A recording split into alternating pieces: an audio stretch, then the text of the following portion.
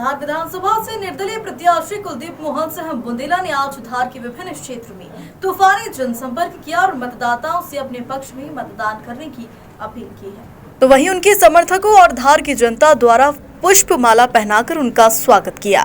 सैकड़ों समर्थक मौजूद थे। आपको बता दें कि विधानसभा चुनाव का प्रचार प्रसार थमने में महज एक दिन बाकी शेष रह गया है। इसी के चलते प्रत्याशी जनता के बीच जाकर अपनी ताकतें झोंक रहे हैं। तो वहीं धार विधानसभा से निर्दलीय प्रत्याशी कुलदीप मोहन सिंह बुंदेला ने भी आज धार की गाछावाड़ी, पट्टा, चौपाटी, नालछा दरवाजा, बस स्टैंड और विभिन्न क्षेत्रों में जनसंपर्क कर मतदाताओं से आशीर्वाद लिया और अपने पक्ष में मतदान करने की अपील की है। जनसंपर्क के दौरान निर्दलीय प्रत्याशी कुलदीप सिंह बुंदेला के समर्थकों ने जगह जगह पुष्प वर्षा कर फूल माला पहनाकर उनका स्वागत किया है। धार विधानसभा निर्दलीय प्रत्याशी कुलदीप सिंह बुंदेला ने मीडिया से चर्चा के दौरान कहा कि वे अपने पिताजी के पद चिन्हों पर चल रहे हैं। उनके पिताजी ने धार विधानसभा के लिए जो जनहित कार्य किए थे, उन्हीं के आधार पर चुनाव लड़ रहा हूँ। पिता के आशीर्वाद से उन्हें भारी जन समर्थन भी मिल रहा है। साथ ही कुलदीप सिंह बुंदेला ने कहा कि उनके पिताजी ने फसल के लिए जो बोवनी की थी, वही फसल वे काट रहे हैं। धार विधानसभा निर्दलीय प्रत्याशी कुलदीप मोहन सिंह बुंदेला ने और आगे क्या कुछ कहा, आप भी देखिए। धार से ग्लोबल इंडिया टीवी के लिए अमर वर्मा की यह रिपोर्ट। मैंने पूर्व में भी कहा है कि मेरे पिताजी ने जो बोनी लग कर रखी है, वो किसान पुत्र थे।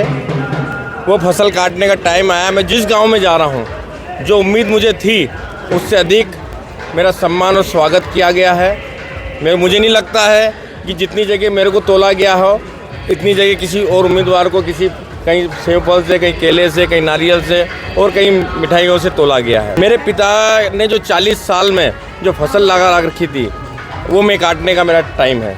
अच्छा, तो क्या मैनिफेस्टो है आपका? क्या वादे कर रहे हैं धार विधानसभा में? मैं तो यही कहूँगा कि जो कांग्रेस पार्टी ने मेरे साथ अन्याय किया है, कि जो कांग्रेस पार्टी कहती है कि शराब पीने वाले को भी कांग्रेस पार्टी मेंबर नहीं बनाती है, और शराब माफिया का मेरा शुरू से विरोध रहा है। मेरे पिताजी ने विरोध करा है और जनता से यही निवेदन कर रहा हूं कि अगर कांग्रेस में अगर वोट दे रहे हो तो एक दारू की बोतल में दे रहे हो। तो मेरा यही निवेदन है जनता से, तो मैं यही कह रहा हूं कि मेरे पिताजी ने जो कार्य किए हैं उनको मैं आगे बढ़ाना चाहता हूं। उन्होंने जो युवाओं को, जो आप सब जानते हैं कि युवाओं को रोजगार दिया है, मेरी पहली प्राथमिकता ये रहेगी कि पीतमपुर इंडस्ट्रियल एरिया है, वहाँ पर मेरी विधानसभा के कम से कम 25% जो है युवाओं को पहली प्राथमिकता रोजगार देने की रहेगी। उसके बाद जिले की होगी और उसके बाद प्रदेश की रोजगार। समर्थन को लेकर क्या कहेंगे आप? जन समर्थन आप देख रहे हैं, ये वोट में तब्दील होगा, बिल्कुल होगा।